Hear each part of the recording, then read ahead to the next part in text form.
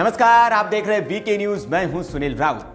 हिंदी पट्टी के 3 बड़े राज्य जिन पर बीजेपी का शासन था, उनमें मिली करारी हार के बाद यूपी के सीएम योगी आदित्यनाथ उनके विरोधियों के साथ ही अपनों के भी निशाने पर आ गए हैं। कोई उन्हें बजरंग बली की जाति बताने के लिए हार का जिम्मेदार मान रहा है, तो कोई अली और बजरंग बली टिप्पणी के लिए उन्हें कोस रहा है। योगी सरकार में मंत्री ओम प्रकाश राजभर भी इस हार के लिए योगी को ही कसूरवार ठहरा रहे हैं। तो मध्य प्रदेश में जो हार का कारण है और छत्तीसगढ़ में वो SC/ST एक्ट है।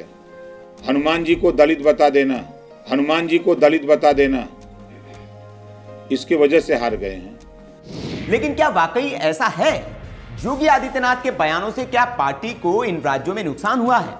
इन सवालों के जवाब को तलाशने के लिए हमने इन 3 राज्यों के चुनावी आंकड़ों का विश्लेषण करने का फैसला किया, जो कुछ और ही कहानी बयां कर रहे हैं। दरअसल इन 3 राज्यों में सीएम योगी ने धुआंधार रैलियां की।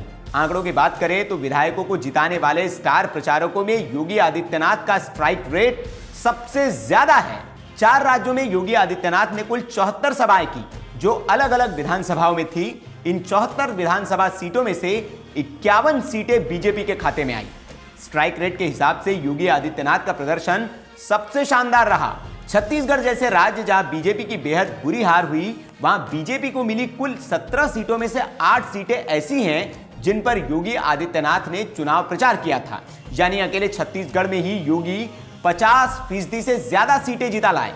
योगी आदित्यनाथ का सबसे शानदार रिकॉर्ड तो राजस्थान में रहा। यह वही राज्य है जहां उन्होंने हनुमान जी को दलित बता दिया था। यहां सीएम योगी ने 26 विधानसभा में रैलियां की, जिनमें से 25 उम्मीदवार जीतकर आए। अली और बजरंग बली का बयान देकर सुर्खियों में आए मध्य प्रदेश में भी योगी ने 17 उम्मीदवारों को जिताया।